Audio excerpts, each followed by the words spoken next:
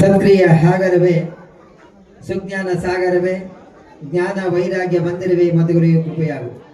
ಮೊದಲಿಗೆ ಹಾರದ ದೈವ ಒಕ್ಕಲಿಗ ಮುದ್ದಣ್ಣನ ಮಗ ಶಿವಯೋಗಿ ಸಿದ್ದರಾಮರನ್ನ ಎನ್ನ ಹೃನ್ಮದಲ್ಲಿ ಧ್ಯಾನಿಸಿ ಇವತ್ತು ಹೊಸಕೋಟೆ ತಾಲೂಕು ತಿರುಮಲಶೆಟ್ಟಿಹಳ್ಳಿಯಲ್ಲಿ ದಿವಂಗತ ವೆಂಕಟಪ್ಪನವರ ಜ್ಞಾಪಕಾರ್ಥವಾಗಿ ಅವರ ಮಗ ಅಪ್ಪಯ್ಯಣ್ಣ ಮತ್ತು ಹಳಿಯ ನಮ್ಮ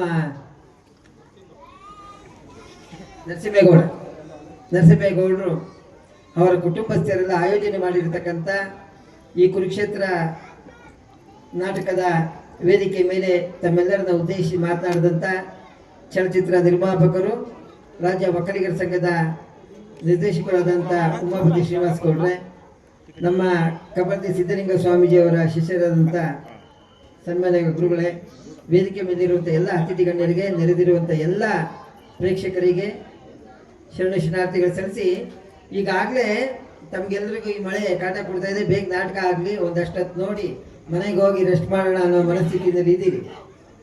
ಆದರೆ ಕನಿಷ್ಠ ನಾಟಕ ನೋಡೋದು ಯಾಕೆ, ಅದರಿಂದ ಲಾಭ ಏನು ಅನ್ನೋದಾದ್ರೂ ತಿಳ್ಕೊಳ್ಬೇಕು. ನೋಡಿ ಬರೀ ಖುಷಿ ಪಡೋದಲ್ಲ.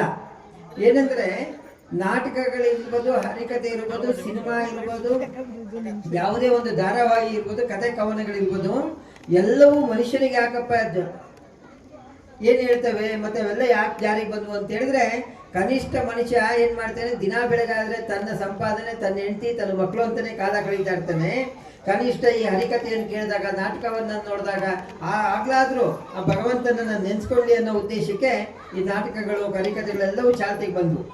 ಇಲ್ಲಿ ನೀವು ನಾಟಕವನ್ನು ನೋಡಿ, ಅಯ್ಯೋ ನಮ್ಮ ಅಣ್ಣ ಚೆನ್ನಾಗಿ ಮಾಡ್ದ, ನಮ್ಮ ದೊಡ್ಡಪ್ಪನ ಮಗ ಚೆನ್ನಾಗಿ ಮಾಡ್ದ ಅಂತೇಳಿ ಖುಷಿ ಪಡೆದು ಚಪ್ಪಾಳೆ ಹೊಡಿತೀರಲ್ಲ ಅಲ್ವಾ?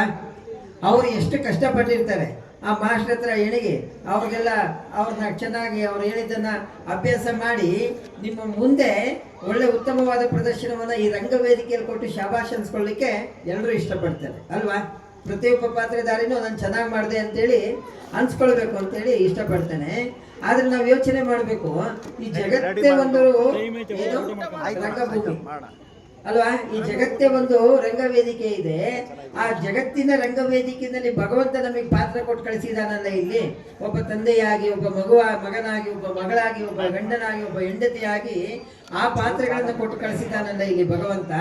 ಆ ಪಾತ್ರಗಳಿಗೆ ತಕ್ಕನಾಗಿ ಯಾವತ್ತಾರು ನಡ್ಕೊಂಡು ಆ ಭಗವಂತನ ಮೆಚ್ಚೋ ತರ, 4 ಜನ ಹಿರಿಯರು ಮೆಚ್ಚೋ ತರ ಬದುಕಬೇಕು ಅಂತೀವಿ ಯಾವತ್ತಾರು ಅನ್ಕೊಂಡಿದ್ದೀರಾ ಅಲ್ವಾ?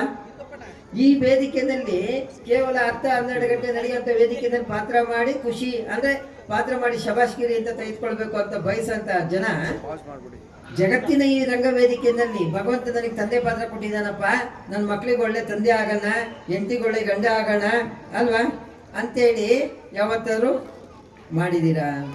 ಮಕ್ಕಳ ಪಾತ್ರ ಕೊಟ್ಟಿದ್ದಾನೆ, ಅಪ್ಪ ಅಮ್ಮಂಗೆ ಒಳ್ಳೆ ಮಾಡಿರೋಂಥದ್ದು, ನೀನು ನಿನ್ನ ಉತ್ತಮವಾದಂಥ ಪಾತ್ರವನ್ನು ಮಾಡಿ ಆ ಭಗವಂತನಲ್ಲಿ ಸುಕೃತವನ್ನು ಪಡೆದು ಮೋಕ್ಷ ಪಡಿ ಅಂತೇಳಿ ಅಲ್ವಾ? ಹಾಗಾಗಿ ನಾವು ಎಲ್ಲ ನಾಟಕಗಳನ್ನ ನೋಡಿದ್ರೆ ಬರೀ ಖುಷಿ ಪಡೋದಲ್ಲ, ಆ ಪಾತ್ರಗಳ ಹಿಂದಿರ್ತಕ್ಕಂಥ ಸಾರವನ್ನು ಅರ್ಥ ಮಾಡ್ಕೊಳ್ಬೇಕು.